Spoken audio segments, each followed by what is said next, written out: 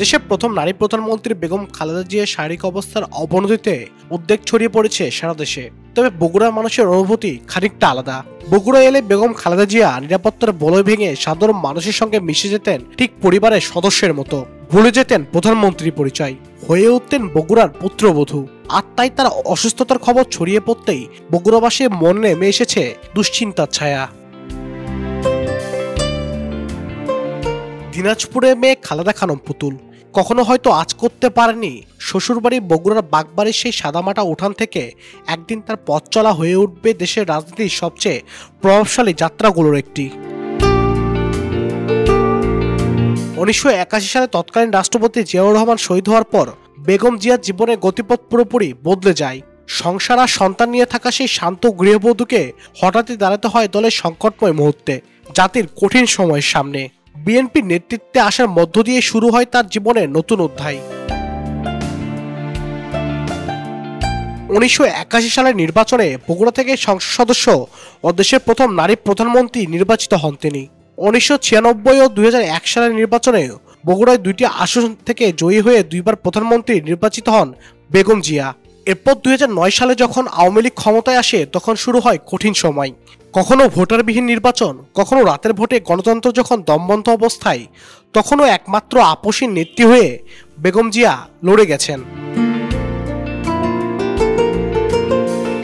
কনিষ্ঠ পুত্রের মৃত্যু, নিজের কারাবাস, দলের লাখো নেতাকর্মীর উপর নিপীড়ন, কোনো কিছুই থামাতে পারেনি তার গণতন্ত্রের পদযাত্রা।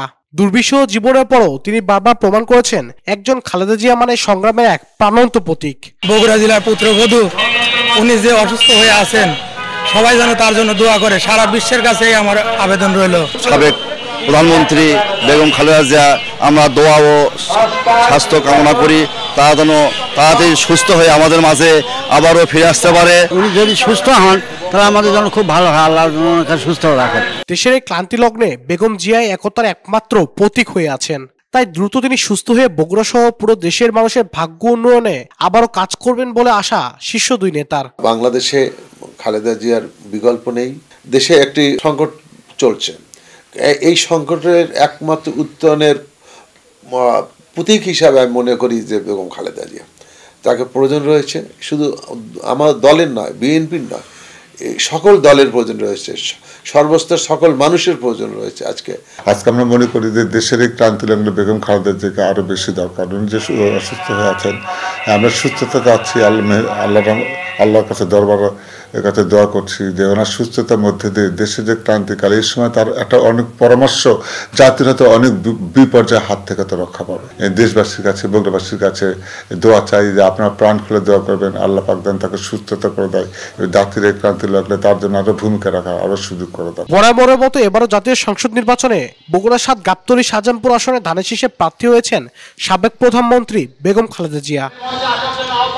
আব্দুল আউয়াল, সময় সংবাদ, বগুড়া।